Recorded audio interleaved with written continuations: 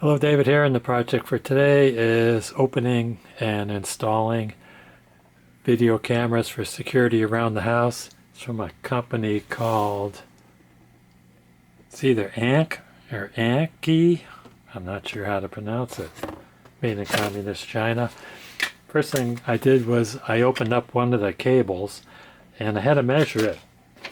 So cable measured at 59.5 feet. Company says it's 60 feet. And then I made a drawing of my house and where I'm going to place the cameras. I measured the house, and most of the cables are going to work, but except for one for the front door, it's got to go back around the house to the back of the house. I'm going to need 84 feet. So I could put two cables together because I'm not going to be using all the cameras that comes with the kit. There's a quick start guide.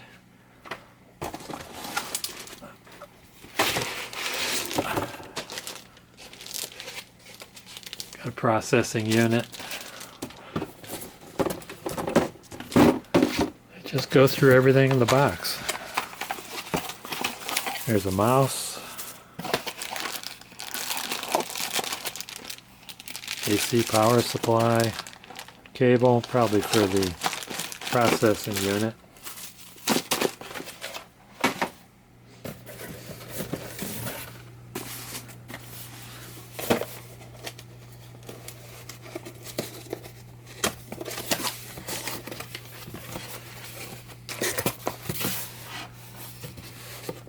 One, two, three, four, five, six. 6 cables and 2 AC power supplies.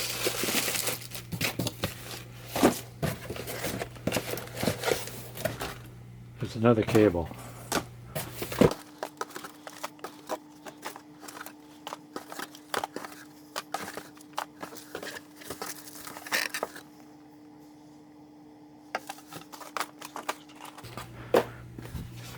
Okay, these are the cameras, and there's 8 of them.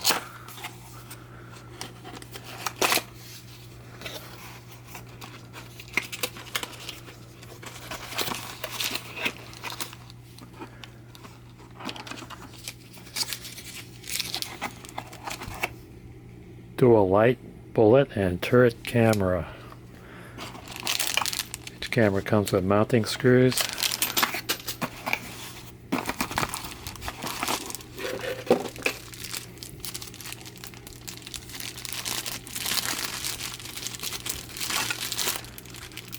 That's a camera.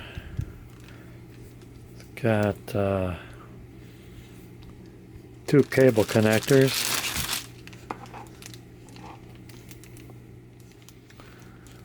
There's also a drilling template.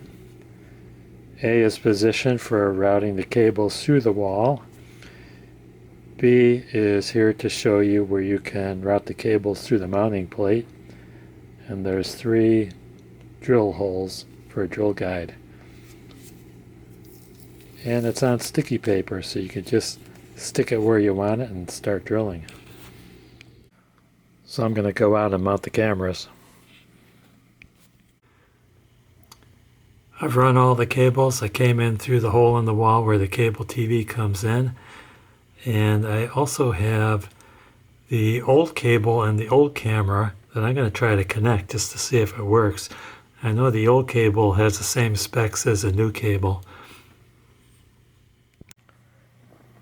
Instructions show how to hook up everything to the back of the DVR. Here's a USB for the mouse.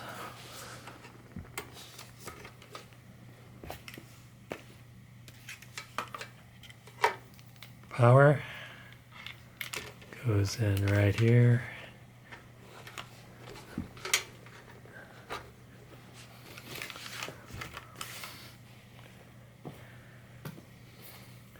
Every cable coming out of the camera has a video jack and a power jack.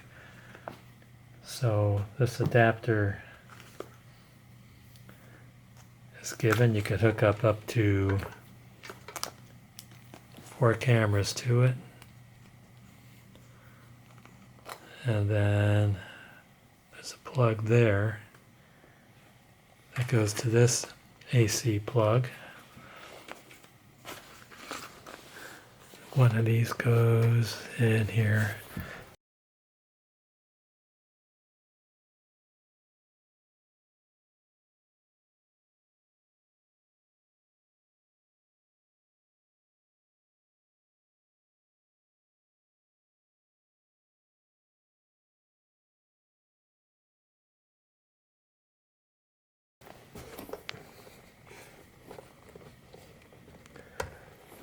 Like that.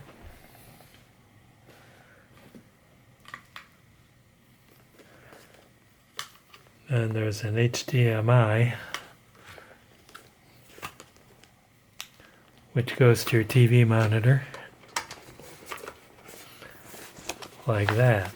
Before you could start anything, you've got to go online and activate the device, choose a password,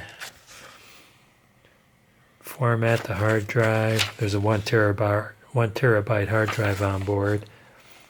And then add an IP address. I could see the cameras working in the background, but I don't know my IP address on my subnet mask. I have to do some research on that. The sun is set and it's dark out. Got 5 cameras working. This one up here in the upper right hand corner, that's my old camera with the old cable. It's not picking up light as good as the other one. This one over here, that's the same view with the new camera and new cable. So it's that compared to that. However, if there's any motion, my floodlights will turn on because they're motion activated. That right there is my backyard. And there's 3 open spots for cameras on the bottom. Well, this is what it looks like with the floodlights activated. As you can see up here, it's not showing much. Down here, it's showing a lot more. And the playback works, but I am having trouble getting it to show up on my smartphone and my laptop. I might have to call for help. I've got the app for my Android phone. Just needs my fingerprint. There we go. I put in the proper IP address. And I've got my images here. I can watch live vision, or I can play back what was recorded earlier today. So I'm at the monitor now. I disconnected that old camera, so I only have 4 cameras running right now. And with the mouse, if you right click, you get an option. I could go to the menu. And at the top, here's live view. And I could go to playback, choose a camera. That's the backyard. Looking for the front yard.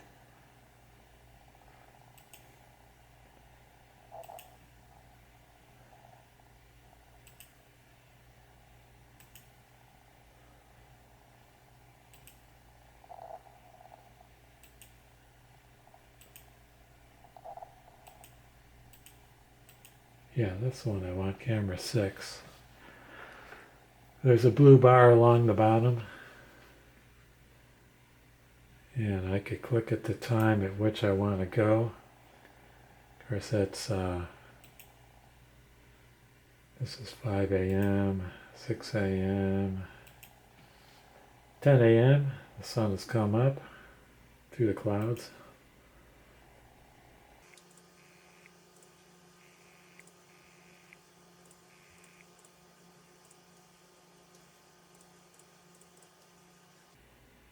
I could speed up.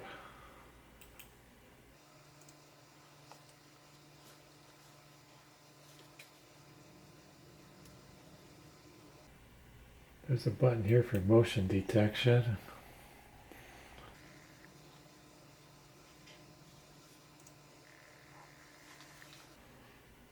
Okay, I want to make sure I could read the license plate number, and I can.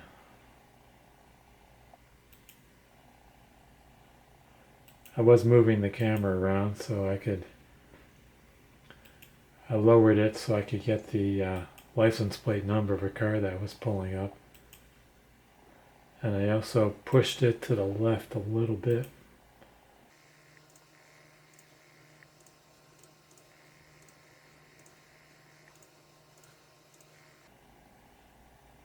But it don't see me.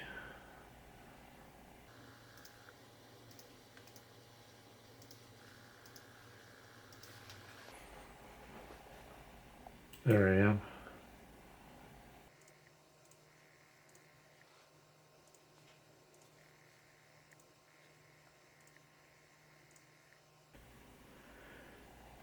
What I find curious here is that I'm not able to speed up. I can't go backward. There's no button to go backwards or no button for fast forward right here.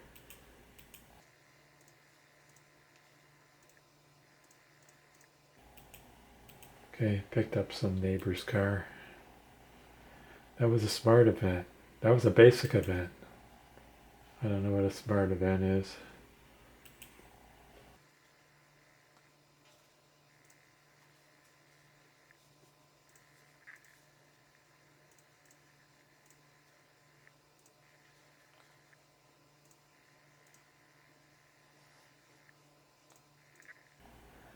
Let's look at the live view.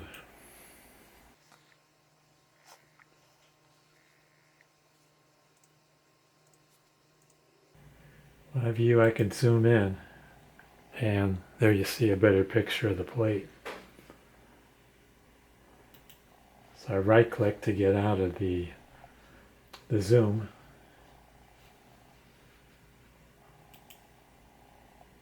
Zoom in on the neighbor's house looking across the street.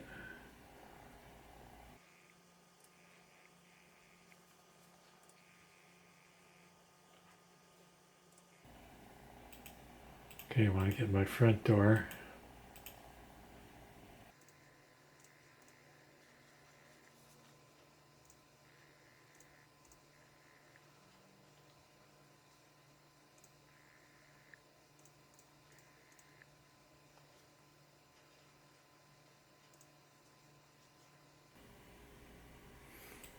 So I'm going to have to figure out how to reduce this image slightly so I can see the toolbar at the bottom.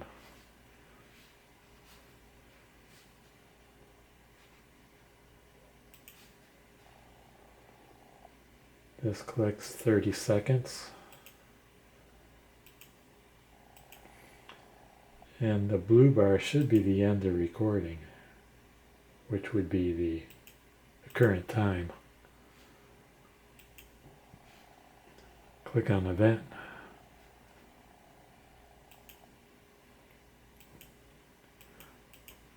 I guess there are no events.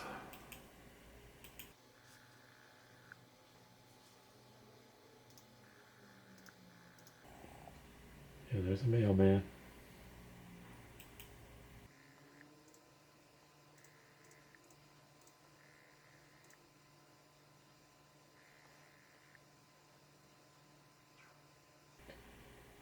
I don't know who that is.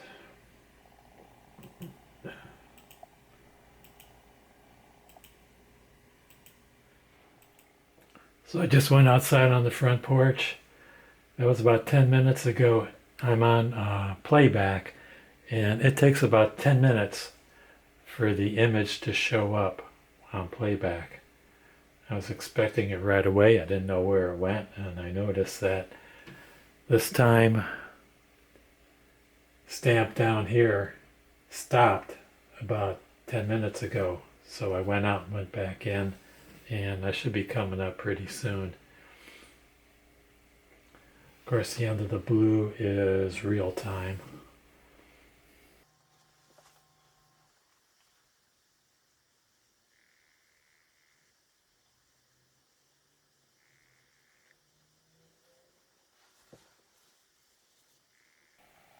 I haven't determined if any sound picks up.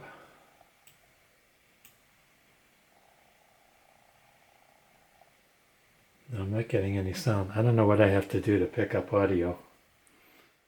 Okay, here's camera 4 on my smartphone. That's a live view. I could hit playback and I could slide it from nighttime to current time. See that vertical line is where it indexes. Take it to here.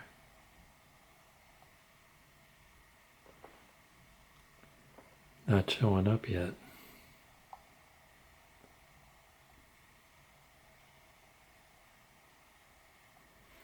It's a 24-hour clock, so it was about 2:15. So I'm at 14:14 now.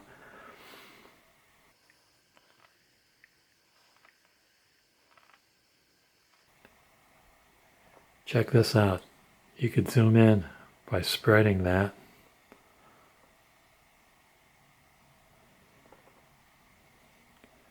And you could flip the phone for full image. So on live view, there is a feature for playback. Click that little instant playback, and it rewinds about 5 minutes. And you could select where you want it to view. There I am. And you don't have to wait 10 minutes. I did this about 2 minutes ago. Here's a shot of the camera from the front.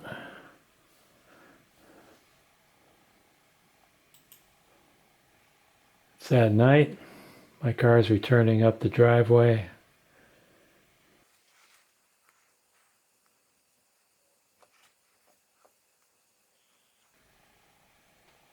Floodlights are on.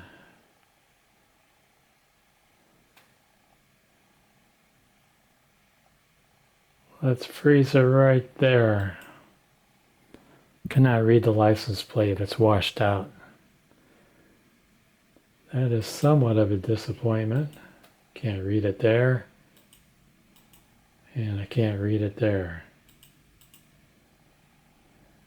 Not happy about that. So enlarging an image, if you think you're going to get great definition, you're just not. It's hard to read. Anyway, the software for the cell phone is called Annke Vision, and that does not work on your laptop. For your laptop, you need guarding vision. And I sent an email to support at Annke, and I gave them a screenshot of my setup parameters, and they said, no, you're not supposed to use your IP address for a setup. You're supposed to use something called P2P. So they told me to remove the software from my laptop, load it again, and go through this P2P cloud process. So that's what I'm going to do. Annke's got this YouTube video called How to Add Devices to Guarding Vision by P2P Account, and it's short. It's only about 1 minute.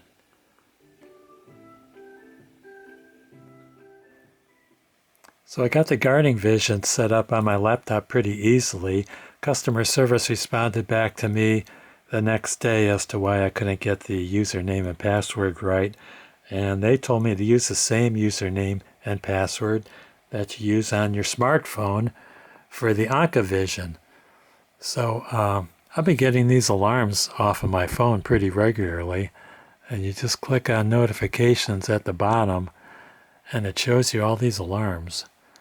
And in the corner, there's a little blue dot up in the left of each notification, and that means you haven't looked at it yet. Once you look at it and go back, the blue dot won't be there. And also shows you a little red icon with a vehicle, or this one is a person. So I'm not concerned about the vehicle ones, because every time a car goes down my street, like just now, there will be an alarm going off. And there it goes. So here's one. Click playback.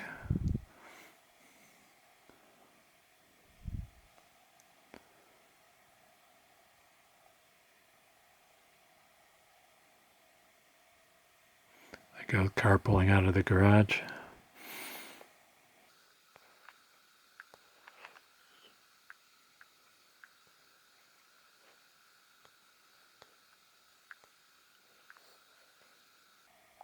Okay, that's one of a person, and that's me.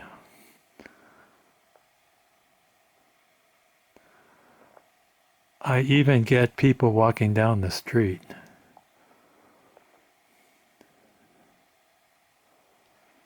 If they're in the middle of the street, I'll get an alarm going off, letting them know that I can look at the camera and see them walking down the street. And the camera seems to rewind. Even though it detects a person or a car in the camera, it'll show you several seconds before that car or the person comes into view.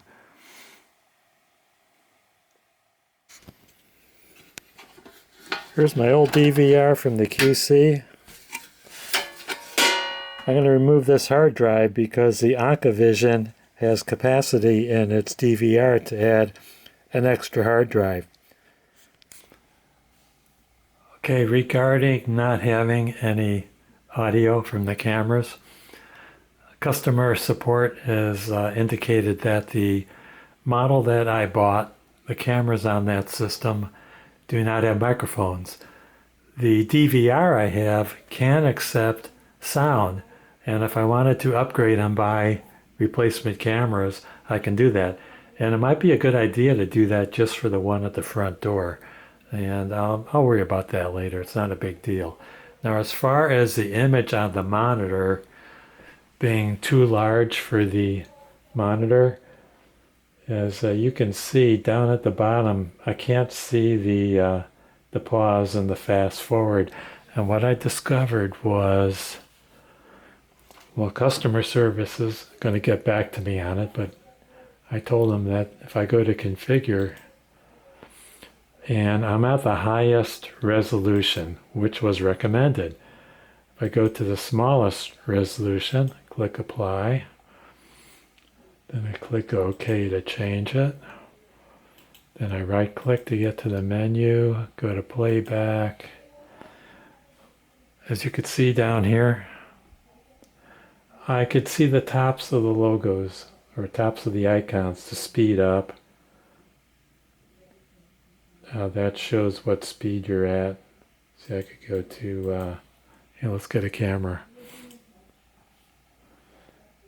This is 30 seconds forward, 30 seconds backward. You can click on a car, a vehicle, or a person.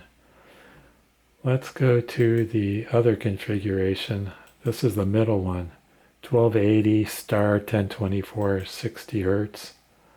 Apply that.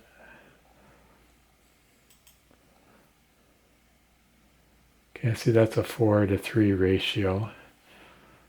Let's right click for the menu, playback. There.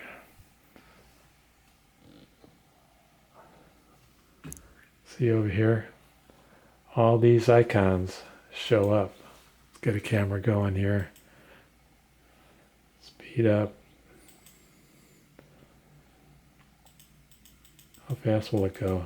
16 times, 32 times, 64 times. 64 times is the fastest it'll go. I could speed it down. There's 4 times, pause it. 30 seconds forward, 30 seconds back. If I want to click on a car or a person, I could do that. What's going on here?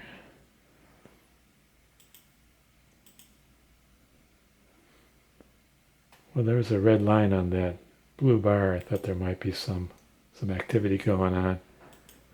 No, I don't see any. So I heard back from Joy at customer service, and she wanted to know if I'm using an HDMI cable, because she said if I wasn't, that could cause a problem. But I am using an HDMI cable. And she said those 3 resolution settings have nothing to do with the resolution of the camera. The camera has 1 resolution and that's it. It has everything to do with the resolution on the monitor. So she recommended that I use the recommended setting, the 1920-1080, and that's the one where I see less of the icons for fast forward and such at the bottom edge of the screen. She said that the issue is probably the monitor, and I went through the Toshiba menu with the Toshiba remote, and I have no settings for setting the size of the image on the monitor, so I think this is where I'm at. And if I have to go back and do some fancy fast forwarding or event locations, I'm just going to have to switch back to the 1280-1024 resolution so I can see those icons at the bottom.